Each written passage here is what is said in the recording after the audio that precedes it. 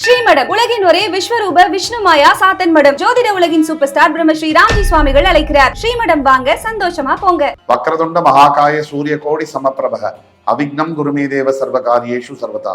தென்னாட்டுடைய சிவனே போற்றி, என் நாட்டவர்க்கும் இறைவா போற்றி. நண்பர்களே, இந்த புத்தம் புதிய காணொலியில் உங்கள் அத்துணை பேரையும் வரவேற்பதில் மிக்க மகிழ்ச்சி கொள்கிறேன். இன்றைக்கு சிறப்பான ஒரு விஷயத்தை பத்தி பேச போறோம். அதாவது இன்றைக்கு நாம் பேச போகின்ற ராசி சிம்மம். சிம்ம ராசி. இந்த சிம்ம ராசியில பாத்தீங்கன்னு சொன்னா மகம், பூரம், உத்திரம் 3 நட்சத்திரங்கள் இருக்கு. சிம்ம ராசி என்பவர்களுடைய வாழ்க்கையில தற்சமயம் பெரிய அளவிலான பிரச்சனைகளை சந்திச்சுட்டு தான் இருக்காங்க. இப்போ வாக்கிய பஞ்சாங்கப்படி வேற அஷ்டம சனி வரப்போகுது. இப்ப எந்த யூடியூப் சேனல் எடுத்தாலும் சரி, எந்த டிவி சேனல் எடுத்தாலும் சரி, எல்லாத்துலேயுமே யாரை பத்தி பேச்சு அப்படின்னா சிம்மத்தை பத்தி தான். சிம்ம ராசிக்கு அஷ்டம சனியில இந்த பிரச்சனை வரும், பாதிப்புகள் வரும், இப்படி சொல்லாதவர்கள் இருக்க முடியாது. இந்த காலகட்டத்தில், அதாவது ஒரு சேலஞ்சிங்கான பீரியட், டஃப்பான சிச்சுவேஷன்ல இந்த காலகட்டத்தில் சிம்ம ராசிக்காரர்களுக்கு ராகுவினால் வரக்கூடிய தொந்தரவுகள் என்ன? அப்படி சிம்மராசிக்காரர்களுக்கு ராகு சம்பந்தப்பட்ட தோஷங்கள், பிரச்சனைகள் இருக்கு. ராகுவினால் தொந்தரவுகள் வரும். ஏன்னா தற்சமயம் சிம்மத்திற்கு 7ஆம் இடம் என்று சொல்லக்கூடிய கும்பத்தில் கண்டகஸ்தானத்தில் ராகு சஞ்சரித்து வருகிறார். அதே மாதிரி சமசப்தம தன்னுடைய 7ஆம் பார்வையால சிம்ம ராசியை பார்த்து கொண்டிருக்கிறார். இந்த நிலைமையில சிம்ம ராசிக்கு கண்டிப்பா ராகுவினால் பிரச்சனைகள் வருவதற்கான வாய்ப்புகள் 99% உண்டு. அப்போ அந்த மாதிரி ராகுவால பிரச்சனைகள் நடந்துட்டு இருக்கு, சனியினாலேயும் பிரச்சனைகள் நடந்துட்டு இருக்கு. இப்ப சிம்மராசிக்கு சனியை விட ராகுவுடைய தாக்குதல்கள் கொஞ்சம் அதிகமாகவே இருக்கும். அப்பேற்பட்ட இந்த நிலைமையில இந்த நேரத்துல சிம்மராசிக்காரர்களுக்கு பிரத்யேகமாக ராகுவினால் வரக்கூடிய பிரச்சனைகள் அப்படி வந்தால் எதை செய்தால், என்ன செஞ்சால் அந்த ராகுவை சமாளிக்க முடியும்?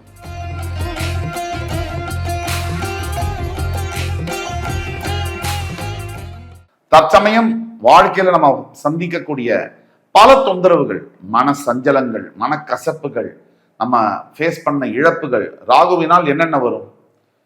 சட்ட சிக்கல்கள் வரும், உடல்ல பிரச்சனைகள் வரும், ஆரோக்கியத்துல மிகப்பெரிய பிரச்சனை வரும், மனசு ஒரு இடத்துல ஸ்திரமா இருக்காது, அப்படியே ஒரு ஸ்டெபிலிட்டி இல்லாம அன்ஸ்டேபிளா சுத்திக்கிட்டே இருக்கும். ஒரு முடிவு எடுக்க முடியாம, டிசிஷன் எடுக்க முடியாம ஒரு தவிப்பு இருக்கும். எந்த காரியத்தை எடுத்தாலும் உண்மை ஒண்ணு, ஆனா நம்ம அதை பத்தி யோசிக்க மாட்டோம். அது தவறான ஆஸ்பெக்ட், அதை பத்தி ராகு யோசிக்க வைப்பார். சில சிம்மராசி நேயர்கள் கடந்த 2 வருஷத்துல ராகுவுடைய பார்வையினால தவறான பழக்க வழக்கங்கள், புகைப்பிடிப்பது, குடிப்பது போன்ற பழக்கங்களை தொடங்கி இருப்பாங்க, செய்யவும் ஆரம்பிச்சிருப்பாங்க கண்டினியூஸா, கன்சிஸ்டன்டா. இந்த மாதிரி காலகட்டங்கள்ல ராகு சாதாரண கிரகம் இல்லை. கேதுவும் ராகுவும் 9 கிரகங்கள்ல மிக ஸ்ட்ராங்கான, மிக அக்ரசிவான பிளானட்ஸ். இவங்க மறைந்திருந்து தாக்கக்கூடியவர்கள். எப்பேற்பட்ட ஜோதிட வல்லுநர்களுக்கும் கூட ராகுவை கேதுவையும் பிறப்பு ஜாதகத்துல கொஞ்சம் துல்லியமாக கணிப்பது என்பது கொஞ்சம் கடினமான வேலை. அந்த மாதிரி இருக்கக்கூடிய ஷேடோ பிளானட்ஸ் ராகுவினால் தற்சமயம் சிம்ம ராசிக்கு வரக்கூடிய பிரச்சனைகள், ராகுவினால் வரக்கூடிய தொந்தரவுகள், ரகளை செய்கின்ற இந்த ராகுவை, பிரம்மாண்ட கிரகம் ராகு ஒரு மனிதனுக்கு பெரிய ராஜயோகம் மற்றும் பெரிய பாதிப்புகள் ரெண்டுமே கொடுக்கக்கூடியது. 9 கிரகங்கள்ல ராகு தான். சோ ராகுவை எப்படி சமாளிப்பது? ராகுவினால் வரக்கூடிய தொந்தரவுகளை எப்படி கையாளுவது? அவரை எப்படி சமாளிப்பது? எதை செய்தால் ராகுவின் தொந்தரவுகள் மாறும்? ராகுவினுடைய தாக்கத்தில் இருந்து தப்பிக்க முடியும்? சனியுடைய தாக்கம் அதுக்கு அடுத்தபடி, ராகுவுடைய தாக்கம் சனியை விட பல மடங்கு வீரியமுடையது அப்படிங்கிறது தான் உண்மை. முதல்ல உங்களுடைய பிறப்பு ஜாதகத்துல, அதாவது நீங்க சிம்ம ராசி, உங்கள் பிறப்பு ஜாதகத்துல லா அப்படின்னு போட்டிருக்கோம், லக்னம், அந்த இடத்துல ராகு இருந்தால் தீர்வு என்னன்னா, உங்களுக்கு ராகுவினால வரக்கூடிய பிரச்சனைகளுக்கான தீர்வு, ஒவ்வொரு அமாவாசைக்கும் உங்களுடைய முதியவர்களுக்கு, மூதாதையர்களுக்கு நீங்க திதி கொடுக்கணும். கண்டிப்பாக அன்னம், அதாவது சாப்பாடு போன்ற விஷயங்கள், பறவைகளுக்கு, காக்கைகளுக்கு உணவளிப்பது, ஏன் ஒரு ஒரு நாய், அதாவது பைரவர், அவரை தத்தெடுப்பது, வீட்டில் வளர்ப்பது, இதுதான் உங்களுக்கு மிகச்சிறந்த ஒரு விடிவு காலத்தை கொடுக்கும். ஒவ்வொரு அமாவாசை தோறும் உங்களுடைய மூதாதையர்களுக்கு தண்ணீர், அதே மாதிரி சாப்பாடு கொடுத்து வணங்குவது, அவர் வயசுல இருக்கக்கூடிய, அவர் இறந்து போகும்போது எந்த வயசுல இருந்தாங்களோ ஆணோ பெண்ணோ அவர்களுக்கு அதே வயதில் இருக்கக்கூடியவர்களுக்கு உணவு நீர் கொடுத்து வணங்குவது, அதே மாதிரி காக்கைகளுக்கு உணவளிப்பது எல்லாம் சொன்னோம். அதே மாதிரி முக்கியமானது கால பைரவர்களை தத்தெடுப்பதை பத்தியும் சொன்னோம். இது உங்க சிம்மராசி உங்க ஜாதகத்துல லக்னம் லான்னு போட்டிருக்கிற எந்த லக்னமா இருந்தாலும் அந்த லக்னத்துல ராகு இருந்தால் நீங்க இந்த விஷயத்தை செஞ்சா ராகுவுடைய அருள் உங்களுக்கு கிடைக்கும். ராகுவுடைய பிரம்மாண்ட தாக்குதல்ல இருந்து நீங்க தப்பிப்பீங்க. அவருடைய அனுகிரகம் அதை நீங்க பெறுவீர்கள். அதே மாதிரி உங்களுடைய பிறப்பு ஜாதகத்துல சிம்மராசினியர்களுக்கு லக்னம் லான் இருக்கு இல்லையா, அதோட 2ஆம் இடத்தில் ராகு இருந்தால் நிறைய குடை தானம் செய்ய வேண்டும். டொனேட் அம்பர்லாஸ், நிறைய குடைகளை நீங்கள் ஏழைகளுக்கும் அந்தணர்களுக்கும் தானம் செய்ய வேண்டும். அப்படி செய்யும் பொழுது நிறைய வகையான விஷயங்கள் உங்களுக்கு நன்மையில சேரும். உங்க லக்னத்தோட 3ஆம் இடத்தில் ராகு இருந்தால் நீட்டா கிளீனா ஆடை அணிவதும் காலணிகள் ஷூஸ் எல்லாம் நீட்டா போட்டுக்கிறதும் இந்த மாதிரி இருந்தால் உங்களுடைய ராகுவுடைய தாக்குதல் முற்றிலுமாக அகலும். அதே மாதிரி சிம்மராசினியர்களுக்கு தற்சமயம் கண்டகஸ்தானத்தில் இருக்கக்கூடிய ராகுவினுடைய தாக்கம் என்பது சந்திரன் எங்க இருக்கோ அதான் ராசி. சந்திரன் இஸ் ஈக்குவல் டு மைண்ட். அந்த மைண்டை ராகு பார்க்கும் போது மேனிப்புலேட் பண்ணுவார்.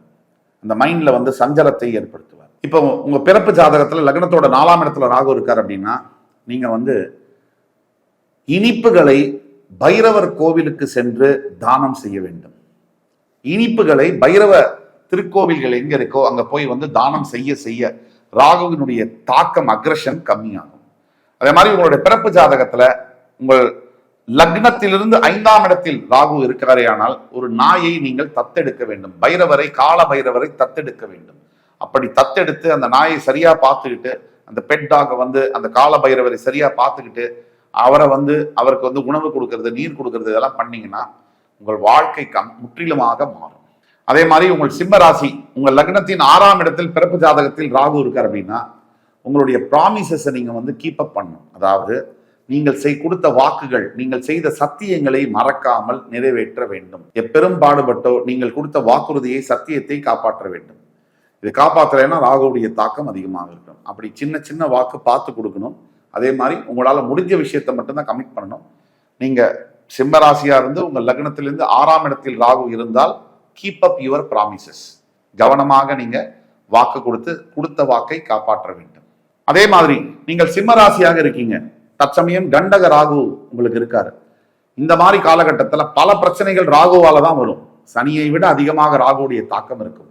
நீங்க சிம்மராசியா இருந்து உங்க லக்னத்திலிருந்து 7ஆம் இடத்தில் உங்க பிறப்பு ஜாதகத்தில் ராகு இருந்தால் நீங்க சமுதாயத்தில் உடல் நல குறைபாடுகள், ஸ்பெஷலி ஏபிள்டு பீப்புள் இருப்பாங்க, அந்த மாதிரி இருக்கக்கூடியவர்களுக்கு அல்லது சமுதாயத்தால் புறக்கணிக்கப்பட்டவர்களுக்கு, கஷ்டப்படுங்கிறவங்களுக்கு, அதே மாதிரி தானம் கேட்பவர்களுக்கு, இந்த மாதிரி மக்களுக்கு பார்த்து பார்த்து உதவ வேண்டும்.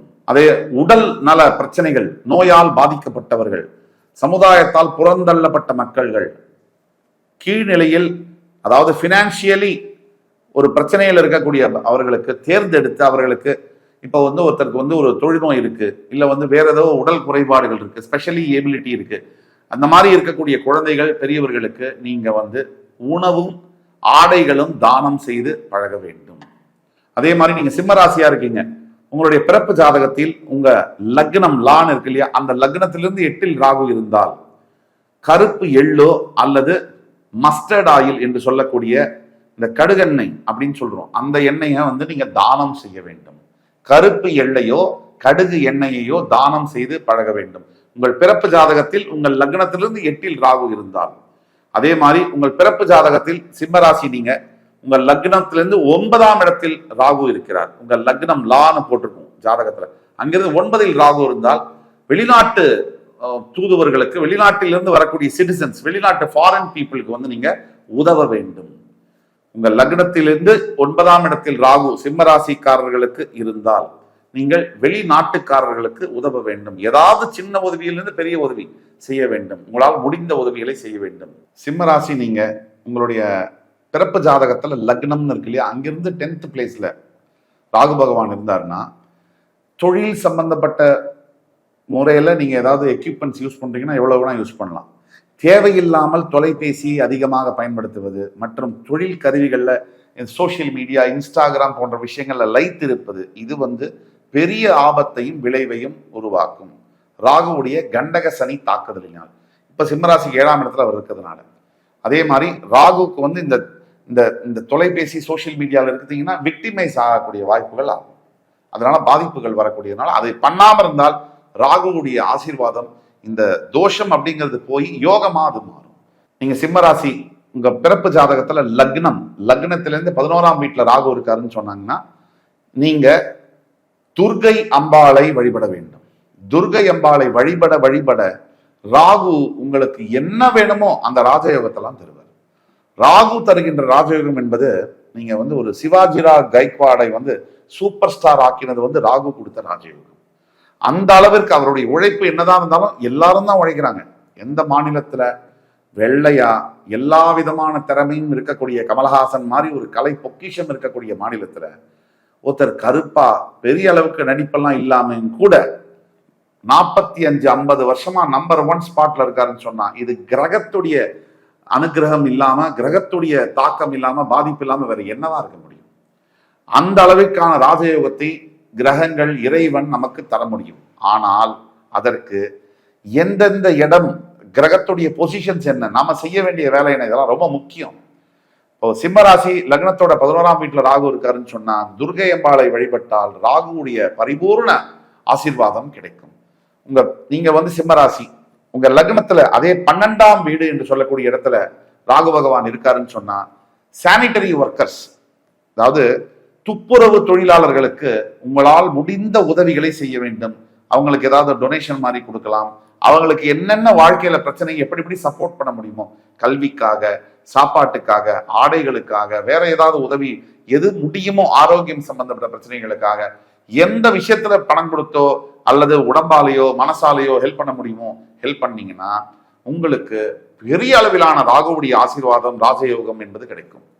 ஆக சிம்மராசி நேயர்களுக்கு உங்களுடைய தற்சமயம் ராசிக்கு 7ஆம் இடத்தில் கும்பராசியில் ராகு சஞ்சரித்து வருகிறார். உங்கள் ராசியை சமசப்தம நேரடி பார்வையாக பார்த்து கொண்டு வருகிறார். இது பெரிய தாக்கத்தை விளைவிக்கும். அப்படிங்கிறதுனாலையும் இந்த தாக்கத்திலிருந்து வெளிவருவதற்கு ராகுவுக்கு என்னென்ன மாதிரி விஷயங்கள் நாம் செய்தால் ராகுவை வெல்ல முடியும், ராஜயோகங்களை பெற முடியும், தோஷங்கள் யோகமாக மாறும் என்பதற்கான உங்க பிறப்பு ஜாதகத்துல சிம்ம ராசி, ஆனா உங்க லக்னத்திலேருந்து ஆரம்பிச்சு 12 வீடுகளில் ராகு இருந்தால் தற்சமயம் நீங்க எதை செய்தால் அந்த ராகு தோஷம் என்பது யோகமாக மாறும் என்பதை பற்றிலாம் விரிவா பார்த்தோம். இந்த எபிசோடு உங்களுக்கு கண்டிப்பா பிடிச்சிருக்கும்னு நம்புறோம். தவிர தியானம் என்பது ராகுக்கு ரொம்ப பிடிக்கும். நீங்க தியானம் செய்ய செய்ய உங்களுக்கு ராகு கிட்டத்தட்ட நீங்க சொல்ற மாதிரி எல்லாம் செய்ய ஆரம்பிச்சிருவாரு. அதனால தியானம் பயிற்சி என்பது அவசியம் தேவை சிம்மராசிக்கு. அடுத்து வரும் காணொலியில் மறுபடியும் உங்கள் எல்லோரையும் சந்திக்கும் வரை உங்களிடமிருந்து விடைபெறுவது உங்கள் சுபாஷ் பாலகிருஷ்ணன். நன்றி, வணக்கம், வாழ்க வளமுடன்.